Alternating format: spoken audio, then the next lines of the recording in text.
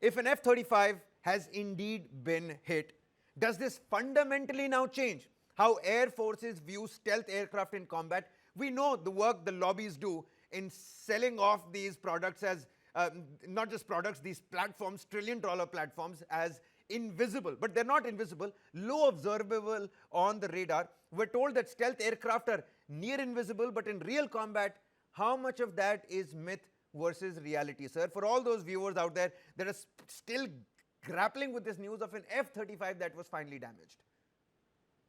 Thanks, Kabir. Thank you very much. And it's a pleasure to have Air Commodore Bahel also as a co-panelist.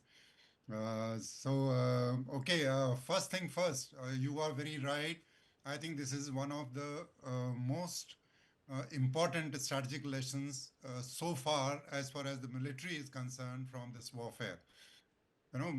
We have seen, we have done enough programs on this, that how stealth is the future, and how the drones are also the future.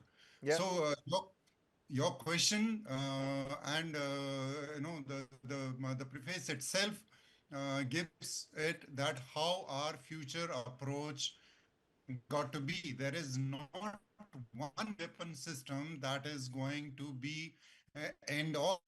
Every kind of weapon system has a role to play, and every kind of weapon system is used there for. When we are talking about this almost 1,000 crore worth aircraft getting shot by the IR missile, that itself gives you a different dynamics of the warfare. It is not just the technology, but it is also the tactics that matter as much as the technology matter. You're right. Like in this case, I'm sure that the repetitive approaches, repetitive profiles of the J-35 would have been a giveaway. That's I'm just guessing. Tactics are equally important. Also, another point we must. So, from a tactical standpoint, Air Marshal, from a tactical standpoint, from an operational standpoint, how vulnerable, a hypothetical situation, a fifth-generation fighter jet enters a heavily defended airspace where integrated air defense networks are at play. We've got one visual of the Majid heat-seeking missile as well. Let's throw that out on the screen. How vulnerable is a fifth-generation, very expensive elite jet in this kind of a setup when they enter airspace that is heavily defended with integrated anti-jet systems? Precisely, Kabir. That's what I was trying to say. The tactics are as important as the platform is, or as important as the technology is.